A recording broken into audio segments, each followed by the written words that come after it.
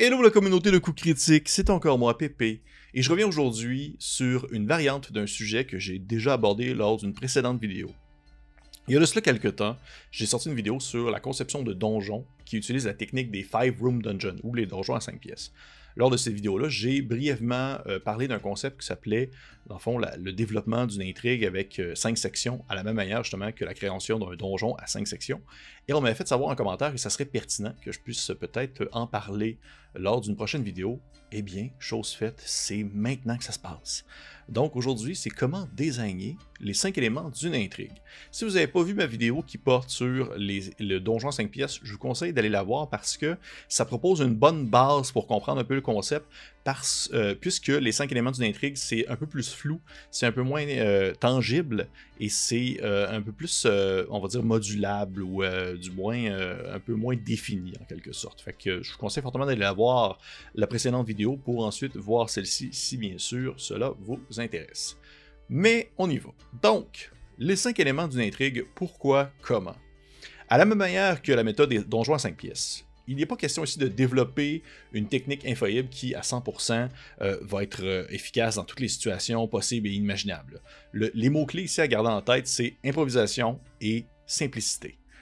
La technique sert à rapidement réfléchir à des idées, à jongler avec dans notre tête, pour ensuite les appliquer dans une structure de scénario qui se déroule dans le fond au moment même où est-ce que vous y pensez presque, puis que ultimement ça va marcher dans le moment actuel de la partie. Le but c'est pas de créer une intrigue digne des meilleurs films d'M. Night Shyamalan dans le temps que c'était bon, là, mais c'est de plutôt offrir un peu sur le fly, sur le moment, une intrigue qui va être juste assez efficace pour que vos personnages aient justement l'impression d'être dans une section un peu plus investigation de votre aventure. Tout aussi simple que ça. Le chiffre 5 qui revient ici, c'est pas un hasard, c'est un nombre en quelque sorte magique qui offre assez d'éléments qui va permettre à interrelier entre eux les 5 éléments qui vont un peu se connecter. Et qu'on parle d'un donjon ou d'une intrigue, ça demeure au même, ça possède en quelque sorte une complexité minimale à respecter afin de donner l'impression que c'est pas un chemin unidirectionnel que les joueurs vont emprunter pour arriver à la fin de ce qu'ils entreprennent. Le tout repose sur ce qu'on pourrait appeler un scénario à étapes, tout simplement. Dans le fond, c'est que un scénario va se dérouler en plusieurs sections, et la section rouge va être le début, section verte va être un événement, section verte va être un événement, l'autre section verte va être un élément, et la section bleue, eh bien, ça va être la finalité, la fin de l'histoire du scénario qui se déroule. L'intrigue, la conception d'une intrigue fonctionne un peu de la même manière, sauf qu'on va vouloir que ce soit moins linéaire et qu'on puisse, dans le fond, sauter d'une section à l'autre sans nécessairement se dire qu'on brise en quelque sorte la trame narrative du jeu. Mais là, la chose qu'il faut garder en tête, et c'est important de bien différencier les deux, c'est que ces 5 sections d'une intrigue vont se trouver à l'intérieur même de 5 étapes à considérer pour pouvoir créer l'intrigue. Vous les voyez apparaître à l'écran, les 5 étapes. La première, c'est sur quoi porte le mystère. Est-ce qu'il s'agit du vol d'une statuette? Est-ce qu'il s'agit du meurtre d'un individu? Est-ce qu'il s'agit d'une maladie qui commence à prendre de l'expansion sur un territoire et qu'on n'est pas capable de connaître l'origine de la chose? Ensuite, la deuxième étape, c'est quelle est l'accroche? Comment est-ce que les personnages sont au courant? Est-ce que c'est leur cousin germain qui a été tué? Est-ce que la statuette leur appartenait ou autre chose? L'étape 2, c'est vraiment la section A de l'intrigue. Gardez juste ça en tête, vous allez comprendre tantôt quand je vais le montrer à l'écran avec, dans le fond, on va dire le découpage vraiment des différentes sections. Mais vraiment la deuxième étape, c'est la section A. Troisième étape, c'est immédiatement la conclusion. Comment est-ce que se termine, en fait? Où se termine l'aventure? Comment est-ce qu'ils finissent? Comment est-ce que les joueurs réussissent à connecter ensemble les différentes sections de l'intrigue pour pouvoir avoir l'image globale de la solution au problème qui se présentait à eux? Fait que dans le fond, c'est de définir le début, de définir la fin, et par ensuite, dans l'étape 4, c'est réfléchir à 3 endroits ou 3 personnages qui vont être reliés au mystère. Fait qu'il s'agit ici de les 3 sections du centre, c'est-à-dire les sections B, C et D. C'est l'étape-là dans le fond, cette étape-là vient après la fin, parce que justement, c'est plus logique de tout simplement connaître le début et la fin pour ensuite utiliser les différentes sections B, C ou D pour passer d'une introduction à la conclusion, tout simplement. Et finalement, 5e étape, parce que la dernière étape est bien sûr de connecter les 5 sections ensemble. Donc, juste pour être sûr que ce soit bien clair, 5 étapes, c'est ce que je viens de dire, et les 5 sections, c'est plutôt ce qui dans le fond, ce qui constitue l'intrigue. C'est-à-dire, section A, l'introduction, section E, la fin, section B, C, D, le cœur, le noyau, les différents indices à trouver pour pouvoir connecter le tout ensemble. L'idée de base ici, c'est de prendre conscience que la section A offre 3 chemins différents que les personnages peuvent prendre et que ces chemins-là vont se pointer les uns vers les autres en offrant des indices qui vont permettre de, oui, trouver d'autres indices ou peut-être même d'aller directement à la fin, c'est-à-dire la section E, qui est au final la conclusion de l'histoire. Parce que de cette manière-là, ça se peut que ça arrive. Ça se peut que les joueurs passent par la section B et qu'ils vont ignorer la section C et D, puis ils vont aller directement à la section E, parce qu'un seul indice leur a permis de faire la réflexion nécessaire qui leur permet de résoudre l'intrigue qui a été mise en place par le DM en question. Et au final, c'est pas plus grave que ça, parce que vous n'avez pas l'impression de jeter à la poubelle, on va dire, votre scénario digne du plus grand Sherlock Holmes, parce qu'au final, c'est ça, une intrigue à 5 éléments, à 5 sections. C'est quelque chose qui a été créé quand même assez rapidement. Et si les personnages ont trouvé un indice et qu'ils ont réfléchi à un point de trouver tout de suite la solution, ben tant mieux. Parce que ce qu'on veut, c'est qu'ils trouvent la solution. Sinon, pourquoi faire l'intrigue à la base? Le but, c'est qu'ils puissent la résoudre.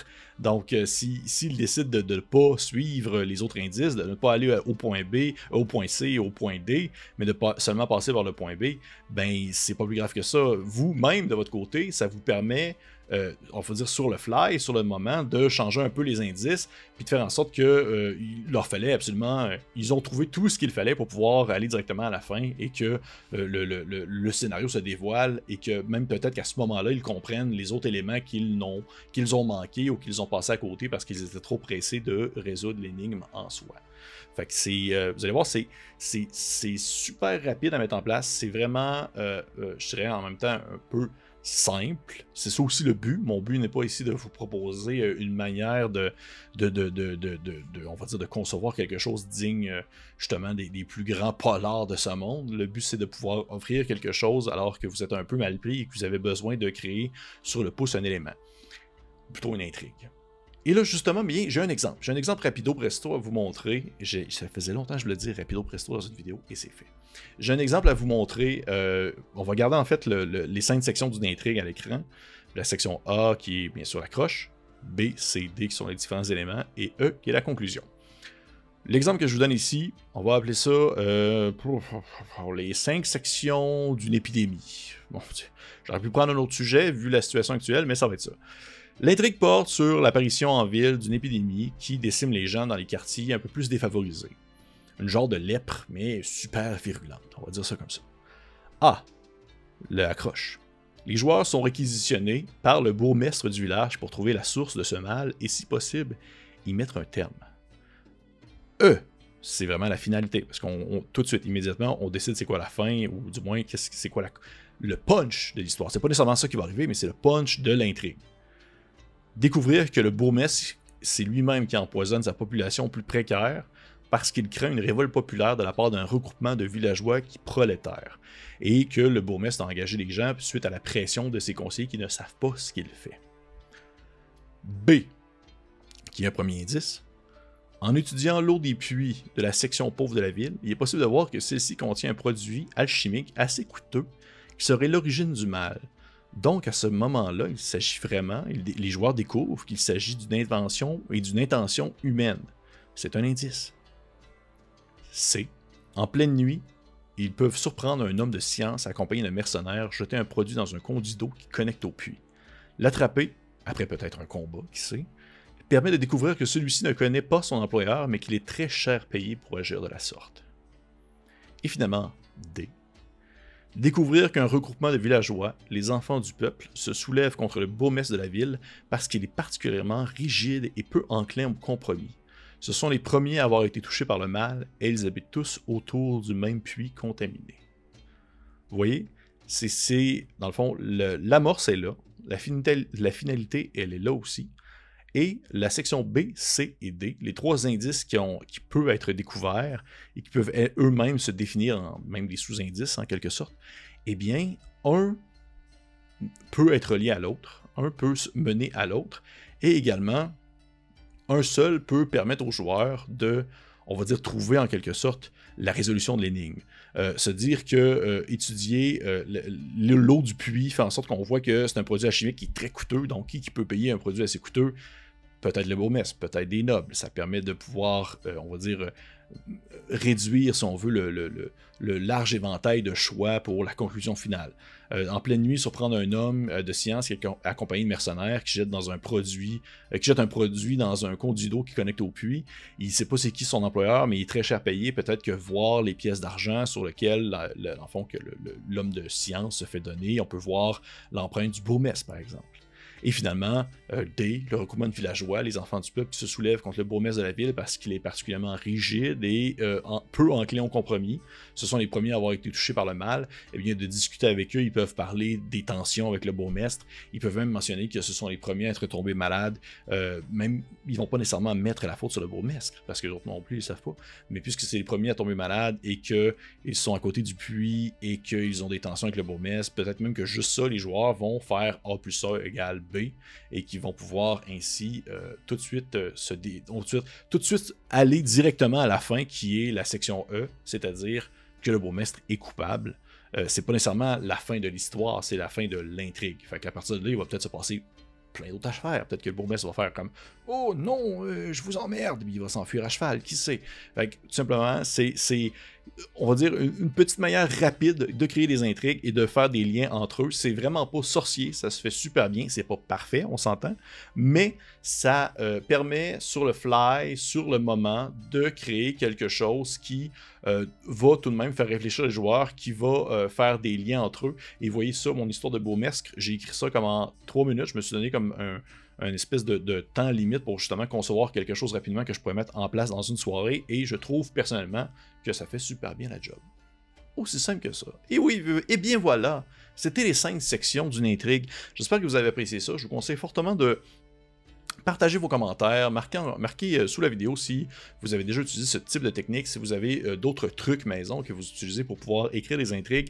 Si vous voulez avoir d'autres sujets comme ça, je serais curieux de savoir, parce que là, voyez-vous, celle-ci, je l'ai faite parce que quelqu'un l'a demandé. Fait que si quelqu'un d'autre fait « j'ai entendu parler de telle chose, eh bien, je serais curieux d'en savoir plus », eh bien, écrivez-moi là, ça va me faire plaisir de pouvoir jeter un coup d'œil à ça et voir qu'est-ce qu'il en revient. Si vous êtes curieux d'en savoir plus, le concept des 5 sections d'une intrigue, ça vient d'un blog qui s'appelle Alexandria, qui est Alexandrian, ouais, qui est un blog anglais super intéressant sur justement la conception d'un scénario, la conception de donjons.